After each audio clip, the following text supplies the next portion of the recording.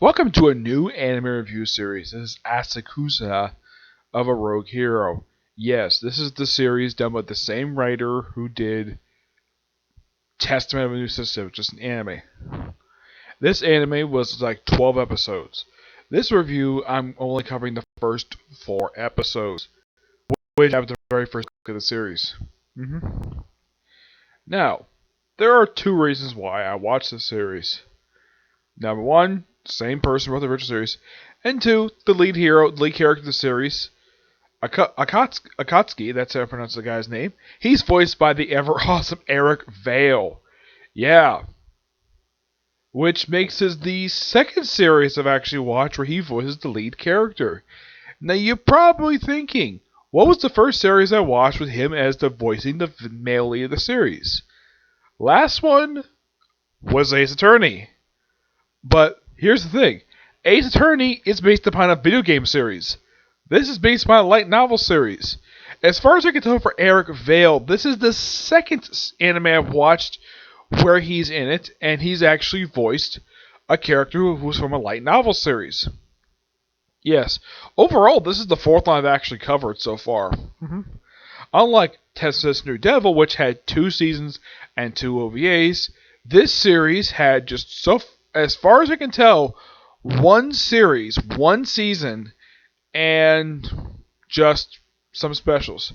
Now, Now, here's the thing: who voices some of the characters in the series? Yeah, Mao appears who appears to this whole thing. She is voiced by Felicia Angeli. That's who voices her. We also have a few other characters in the series. Now, these 2 appear. We also have Kazuga Dameto. She's voiced by Monica Rail. Yep. A woman who looks exactly like the VP, and the thing is, the VP of the Student Council, nobody commented on this. In fact, this woman looks almost exactly like her, and got the same hair color. The only difference is she's short.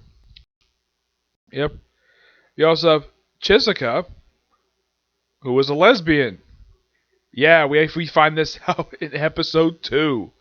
Yeah, where basically Akatsuki and Mao find her attempting to have sex with another woman in a equipment room. Yeah, and the girl's already got her top off. Yeah. Yeah, and of course Kazuka is a school rep. Now, why she decided to do this for, no idea. It's just that she just likes doing this. Yeah. And of course there's also one character.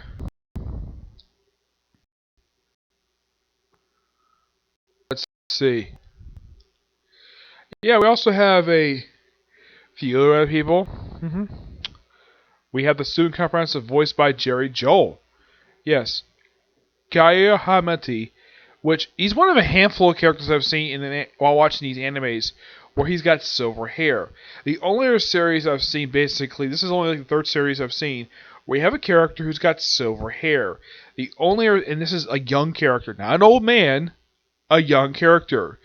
This is the 3rd one I've seen. The first one was Bleach with the character Gin.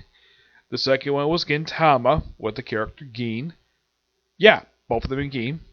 And this one's name is Kaido. And he's not some old guy from Japan. Then we had the VP named Harakura, and she's voiced by Alexis Tipton. Yep. And yes, in case you're wondering, now, one of the characters in here named Ryu, he doesn't do very much in the first 2 episodes. He's voiced by Dallas Reed. Yes, the same guy who voices Asta from Black Clover. Yeah, though I think he did this just before he did Black Clover, because he came out prior to Black Clover.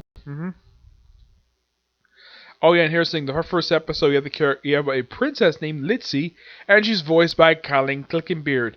Though she only appears in the first episode, she's going to return later, hopefully. Yep. Now, the first episode actually, believe it, begins where chapter 1 of the light novel begins. Yeah, for some reason, the series decided not to adapt the prelude of these books. Unknown why they did this for, they just did. It's one of the most strangest things. You have Akatsuki just leaving the castle with a duffel bag. I will review what's in it in a minute. He just walking, going home, and he's on the run from a bunch of smoking hot maids. Which he takes them out by stealing their underwear. Yeah, because the man's a pervert. Now, in case you're wondering, like, is there any character Eric Vale's voiced who's a pervert? Why, it's Sanji. He's somewhat of a pervert, but he doesn't steal people's underwear. Nope, but he's somewhat of a pervert because he likes, well, falling for random women like freaking crazy. But the only character I can think of he's voiced is kind of a pervert. And in case you're wondering, like, has any other series that I've watched where the main character is a pervert? Let's see. Naruto himself is a, well, he's kind of a pervert, but not as much as his sensei. Let's see. The only series I can think of where the character's pervert is East High School DxD, this series, and implied might be the main character of Test Message. No, I kind of forgot the character's name. What is the character's name? His name is, when I get to it. Oh yeah, it's Basra. Yeah, Basra.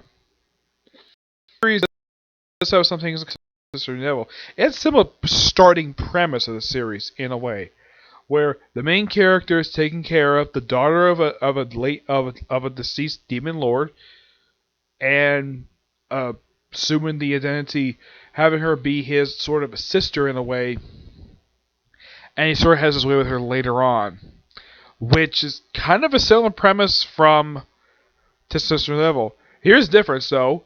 In this series, Akatsuki killed the girl's father. Yeah, as for how Wilbur died in the other series, it's assumed it's possibly could have been Geen, but it's never supposedly stated. And of course, this guy, Gellus, who's voiced by Patrick Stultz, yes, Patrick Stultz voices him.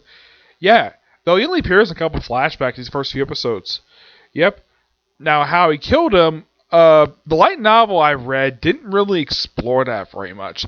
Apparently, somehow, the Akatsuki killed him. Yep.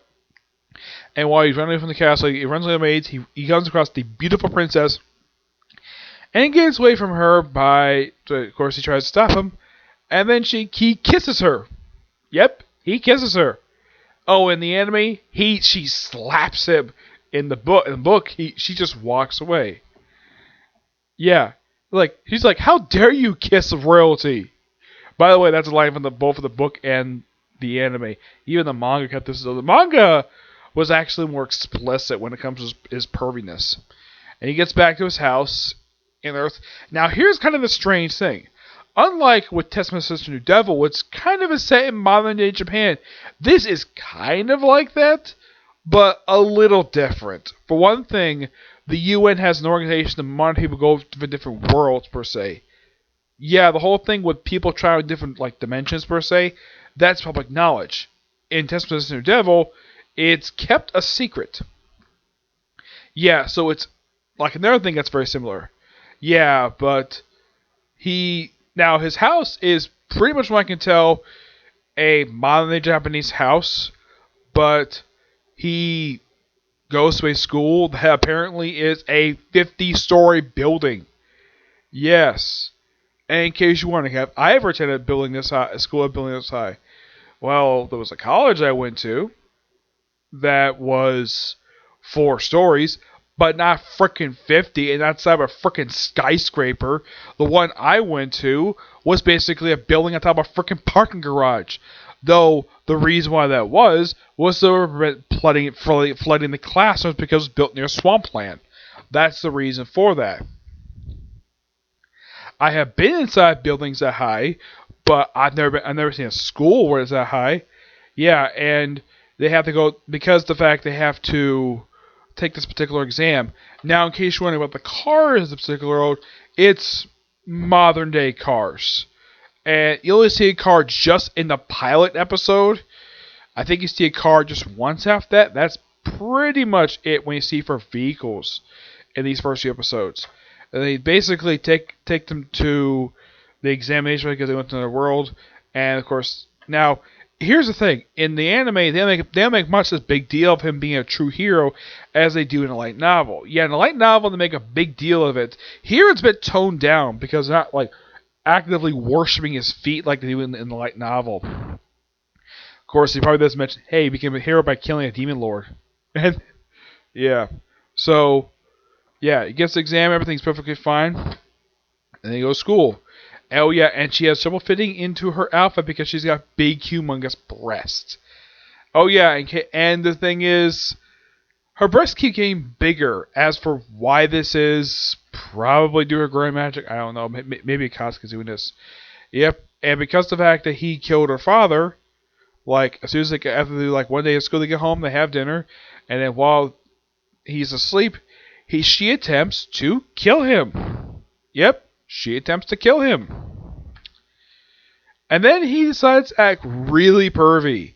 Like, apparently taking the time where he's asleep to take off her top, because she's wearing like a shirt and a pair of panties, takes up and starts groping her. And the way this stops is that she gets knocked out by his alarm clock. In the book, she just erases his memory of the whole encounter, though he was asleep. And he also mentions that his sister is dead. What happened to his sister is never explained. Oh yeah, and she assumes the identity of Lily's sister. Yep. And at his first day of school, he gets into a fight with the school bully. Yep, he gets a fight with him. Well, he basically throws him out of a freaking classroom, going right through the freaking doors, and nearly tries to break the man's skull, but lucky enough, he's stopped by the student council. Well, here's the thing. The student council president has got no problem at all. The VP hates him. Yeah. And when they actually have a first fight with each other with him, he takes the opportunity, apparently it's real later, that he took her panties. Yep. And then she basically wants her panties back, and apparently it takes the time to not only open her shirt, but also take off her bra, exposing her breast. Very small breast, mind you. Yes. Yeah, and then she, of course, is embarrassed by this, and then she runs away without underwear. Oh, and here's the thing. That's a minor gag from what I read. I haven't read any further because here is kind of the strange thing about the light novel series. I only read the first book. Now you're probably thinking, wait, why would I read just the first book and then start the anime, which this series that's only the first three light novels? There's kind of a reason for that. Apparently, for some reason, I have no idea why this is. It's not been totally explained to me. Apparently, volumes 2 and 3 and 6, there is no English translation of these damn books for some reason. Now, the previous book 2 and 3, those are online. But the books themselves, nope. They're not online at all. Why? There's a rumor that the franchise of this particular series might be actually dead. Also, there is a manga for this series, and they only released the first 5 chapters. I tried looking up. There's like no other chapters released online. I don't know why. It's just the way it is for this series. Oh yeah, and it's revealed early on that apparently Katsuki cannot summon magic, though he can basically do link magic. He does it with the lesbian and the student rep and his fake sister, because apparently the student rep wants to go to the bathroom. So he uses link magic to have the other two do the same thing by tapping their belly. And then of course he has him let it out by biting her ear. And then they urinate all over looks like a mat. And then they take the time off screen because of this stupid nonsense to beat the living crap out of him. Yeah, it's so hilarious. And of course, the student rep is actually recommended by the VP. And of course, he's like, okay, come with me. I'll basically have them. You can report to me anytime you want to. So he takes her to a manga cafe. Now, in case you're wondering, I don't know if this type of thing exists in Japan. I know there are bookstore cafes. As a matter of fact, they go to one weekly. Barnes & Noble has one. But not like this, where basically sells like a lot of manga. Barnes & Noble does sell manga, but it's like a couple shelves of it. But he just takes to a couple's room, and then he proceeds to sort of knock her out by almost like tapping her wrist and have her not move. And he starts to look like he's about to do pervy stuff to him. And of course, Mao and Chaozu decide to follow them. And Chaozu takes the time because, her brother's next door. She's like, okay, I have a woman with big breasts with me, so I'm going to grope her. Yeah. And in case you're wondering, this student's light novel, yeah. She does. She does do this in light novel too. After a while, basically everything's perfectly hunky dory. Yep. And of course, well, there's a counter in the cafeteria, and of course, because of his nonsense with the pee thing, he is sentenced to eat crackers and water for breakfast. I'm like, that's not a good breakfast at all. I mean, if I have breakfast that's not basically a Slim Fast shake, I'd rather have like toast or eggs, not crackers. Yeah, but it's a punishment. I mean, that happens in episode 3 and happened beginning of episode 4. And it also happened in the cafeteria as well. He sort of calmed down the bully. Yeah, and then we have, like, before we have this gym session, around in the gym. And this is a very strange high school gym. It looks like a freaking stadium, but covered like with this black stuff, this black thing covering the stands. Yeah, this is basically a training arena. And they have to fight off against some creature that's been souped up. The reason, and it's assumed that it could be the student apprentice, but no, it's someone completely different. Someone who actually appeared for like one brief scene, he's responsible for this nonsense. Yep. So Zakusa basically can't summon a freaking weapon. I think he's broken into it takes a bunch, it takes like 7 of them. And it takes them on, and of course the bird goes on a freaking rampage. Turning people's stomp. And then he shows up and summons a big, and thanks to having 7 of these wristbands on himself, he summons a dark sword, a big one, mind you. Yeah, this is the first appearance of this particular sword. He summons at the end of episode 4, and in case you're wondering, does he have this rest of the series? From what I read, he does have this rest of the series. It's just basically his weapon he has. And from what I read, this weapon is similar to the weapon that Gallus, Miles' father, used when he was alive. It's a very similar looking weapon. But he uses it to take out the hologram position of this very weak bird. Then he goes to find the person responsible for this. It was the person who was bullied. Yep, who was bullied. And it turns out that the guy who bullied him actually went to be punished by had to clean up the freaking stadium. Yeah, he had to wash the thing. A whole freaking stadium for, I think, for stealing cards, I think it was. Yeah. So Akatsuki fights him. And fights him briefly with his sword. It's a pretty good fight, and then the fight is basically abruptly stopped with the school princess by the student council president, who apparently has got ice powers. Yeah, he shows it off also in episode 1 as well. It's only the second time he used it. Yeah, in case you're wondering, like, is there any series I've watched where you have characters that have ice powers?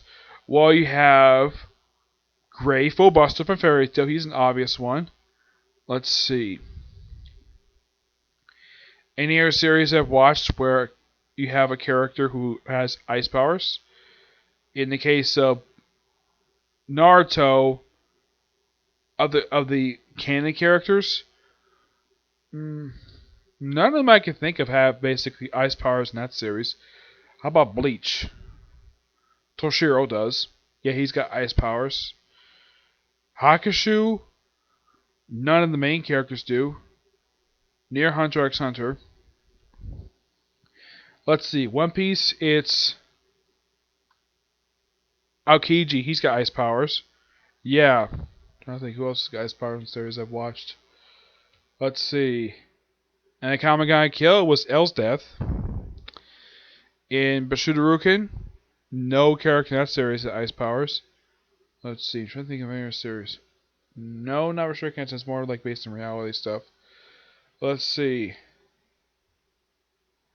trying to think though.